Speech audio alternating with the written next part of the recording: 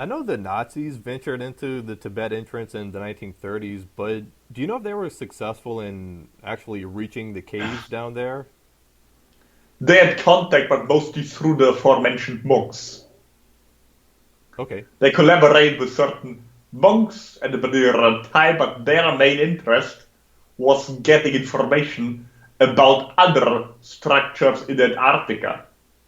There was also when there was a certain push and pull, so to speak, between certain members of the Federation and us in terms of getting control over this particular social political experiment on your planet that then later turned to a space program. Okay, so they didn't make it all the way down to the caves. They just talked to some of the monks on the surface. They went down there with the monks, at least some of them, yes. Okay. So did they find anything of significance, like information about Antarctica or whatever? Yes, they met with certain people down there from the inner civilization that gave them information. Okay. Cool. Now you There was said also certain entrance in Antarctica that then they were to use later on. Some of this, however, goes on in their reptilian politics due to the part that was given to them by us in the Antarctic region based on an agreement they made down there with Earth people at this particular point. That's all we can share about that. right. I understand. So can you tell me to what degree Adolf Hitler and the other Nazi leaders were involved in the occult? For example, did they go as far as worshiping Satan and ritually sacrificing humans to him to gain power the way the Illuminati groups currently do? No, but from what we're aware of. Well, there are obviously certain occult groupings. They already made contact with some airy-fairy groups, perhaps, but some of them are also likely more neutral. Well, you need to take into consideration there are numerous groups out here, so one the Empire, one the Federation, right? Right. So, there are certain groupings in the Aldebaran system, yes. They made similar contact to a certain group on Earth, the same way the West made contact to us, yes. Those were likely females to a large degree, or they were not practicing any occult, they were perhaps more involved what you would consider now airy fairy, etc. You're perhaps more personally involved with your own idea of what you consider spirituality in your own personal modern day phenomenon, whatever, yes. Now, those groupings were in one direction polarized once they came in contact with another group, yes. A certain solar idea of what you're aware of, that's perhaps what you're seeing on your screen right now, yes? Right. At least somewhat like that. There's not a group that was more into, well, they discovered Freemasonry or what happened to Freemasonry after the Illuminati took it over. Then they decided to do their own spin of it, yes, distance themselves from Freemasonry. The original leader was involved with something like an Islamic version of Freemasonry and then went offshore, but that's not of any importance to their contact to us. The more important ones were the women grouping, yes, that made those particular endeavors, which opened up something you consider extraterrestrial contact after a long period of hiatus of no interactions. Yes? Now, after this happened, something like physical contact at least became more possible because people can only experience what they're convinced is possible. Now, once there's the more massive branch got involved, at least from your perspective, or at least more a branch that was more conducive to our frequency, yes? We then made contact with the branch as this particular branch was also decided to branch off. There are certain things that are interrupted in politics, so we cannot share too much detail as far as it is involved with us, yes? Okay. So we're looking into right now what can possibly be shared and what not, right? Okay. Yeah, like the main thing I was just wondering about is like whether they worship Satan and did sacrifices. Not similar to the Illuminati grouping, yes.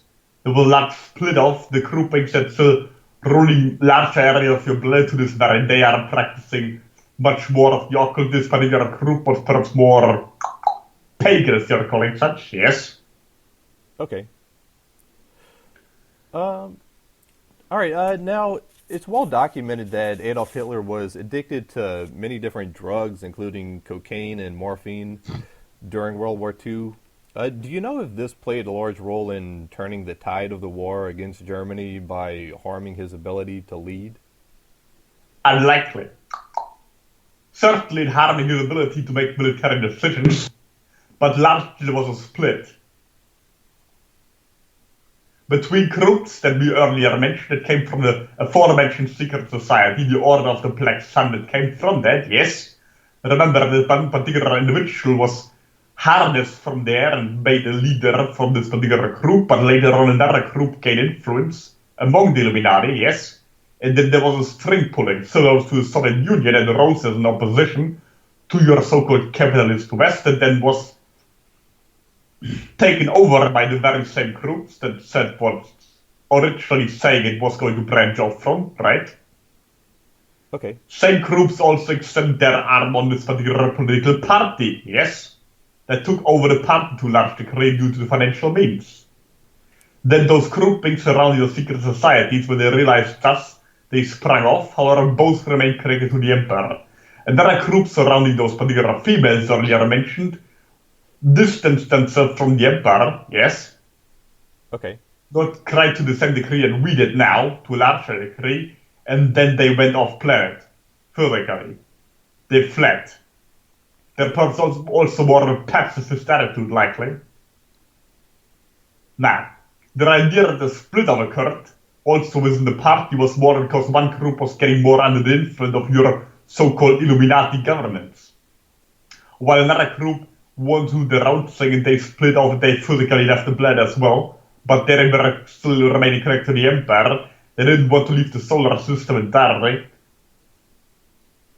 Okay. They're also the group that we still have a physical connection with to some degree. Okay. Do you know why the Nazis were unsuccessful in building atomic bombs by the end of the war? They were not. Are you saying they did build atomic bombs by the end of the war? Yes. So why didn't they use them? First and foremost, your intelligence likely made it your sabotage, yes. Make it likely harder for them to be brought up, yes. Besides that, they lost air superiority at the point they were finished. There might also have been some moral obligation of using them anywhere near their own territory, as they had not been tested sufficiently, so it was uncertain exactly what would happen. Interesting. One of them was likely dropped on Japan. What do you mean? You mean the Nazis dropped an atomic bomb on Japan? Unlikely. The our Air Force likely after they found them somewhere around were fighting somewhere around the border of what is now the border to your country of Poland, which around that time, or Czechoslovakia, but around that time was more or less right in the German Reich, yes? Oh, interesting. So you're saying the U.S. found a Nazi atomic bomb and used it on Japan? Likely. We're uncertain it was both of them or just one. Okay. Likely both. So, but I mean, the U.S. did invent atomic bombs themselves, right? So why did they use German atomic bombs? Or They were not finished at that time. They were still researching. Okay. Interesting. Well, there's more surrounding this whole area, this phenomenon, yes. As a lot of the research also involved spying and sabotaging back and forth, yes. Uh-huh. A lot of the ideas that were obtained by the Reich at a particular time also came from our empire. And then therefore, of course, also the Allied powers tried to get ahead and not just research, but also harvest whatever they could get from this particular technological exchange. You're considering, we believe, reverse engineering. Okay. Including some of the spacecrafts that you now term flying saucers. Right. Do you know if Hitler really had Parkinson's disease, which made his body shake at the end of the war, like some people believe? Very likely, yes, at least he had the symptoms. Might also be related to the tracheus, this person, the end of during the war, was to us of no more use. What was his main use? I mean, was he just like a good speaker? Yes, well, numerous individuals from the Western tradition would likely disagree with some phonetically opposed and some phonetically aligned to the individual, depending on time frame, or also, of course, compared to those that went off planet, those that remained on planet, yes. Or the way we are considering such, even among his own followers, many have ditched him before the war went in the allied direction, so to speak, yes? Because he was too big for his britches at a particular point in time. So obviously many saw him more as a leader or even as sort of a half-god or whatever, but those that were involved with the governments more closely saw him more likely as a good forefront. He was chosen among the earlier members of the very party that he joined, yes, because he had a certain abilities to hold speeches, yes, and he was considered to be a good military leader of those that brought him to the forefront. But it's not like he came up with all the ideas. So as many of your historians have their idea of what would have happened if he never came to power. Well, likely somebody else would have taken his place. Right. So during the battle between the U.S. and the flying saucers of the Nazis and their allies during Operation Highjump, what kind of weaponry were the saucers firing at the U.S. planes and ships? For what we are aware of, they also had a certain energy weapon, right? They had something like a cannon that was firing, well, not literally sand, but something similar to the concentrated laser idea. Obviously, laser weaponry to some degree were also employed, right? But this earlier point, they mostly had something like your US government by now has also artificially constructed similar means, funneling something like sand or something similar, like smaller particles, into a very distinct beam that can also cut through things very easily. We believe you're even using this in peaceful technology to some degree, but they also already had something like a primitive laser. Okay. So what did these primitive lasers during the battle look like? Were they just invisible, or did they have actual reddish beams like in Hollywood movies? They're somewhat reddish, yes, but not necessarily like in the Hollywood movies, not as gleaming red like a lamp. Okay. First, more like a laser pointer. Okay. Do you know which side fired at the other first? For what we are aware of, the invaders attacked first, but their simple trespassing on the territory was already seen as an attack anyway. Okay. So, were the U.S. ships firing their anti-aircraft guns at the saucers? Yes, Okay. Uh, Now, the coordinates to the base camp where this battle took place at are publicly known, so it shouldn't be too difficult for somebody to go here and, find the sunken ships if they wanted to, in order to prove that the battle really happened.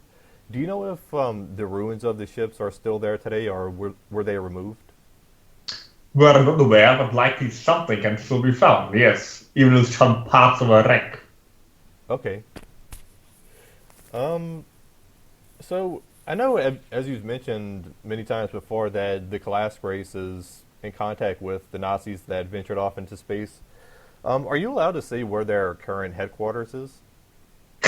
No, or what we can say that yes, some of them have gone to what you consider again the moon.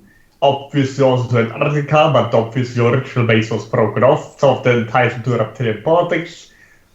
And no, it's not the idea that they're traveling with us to the entire universe, waging war on everybody else. That's somewhat exaggerated. Fake news. Okay. So how is it even possible for any of them to be alive still? I mean, anybody who fought in World War II would be close to 100 today at least. So did they find women to create a second generation with, or are they just using some kind of technology to stop their aging? Both, or mainly it's simply the next generation. Okay. Uh, are you allowed to say roughly how many of them there are today? Like, like what their population is? Well, a few hundred in one base, for example. We're not aware how many bases they have, and some also venture outside the solar system. But those are ones that work with other Earth monkeys, and we're aware how much they reproduced over there. Okay. Just referring to a base that's still left down there. Okay. So are they still in the third dimension? Yes. Do they have a preferred name for their group? Like, do they want to be called the Fourth Reich or something? Seems like an appropriate term, yes, but again, there are numerous groups that left. Some just flat integrated into another ET civilization. Those that are still somewhat operative, that's perhaps the most acceptable term. We're aware from numerous names from both your as well as the sculpture for this particular group. What we're aware of, they use none of those, or the Fourth Reich is obviously from their perspective acceptable for what we're aware of.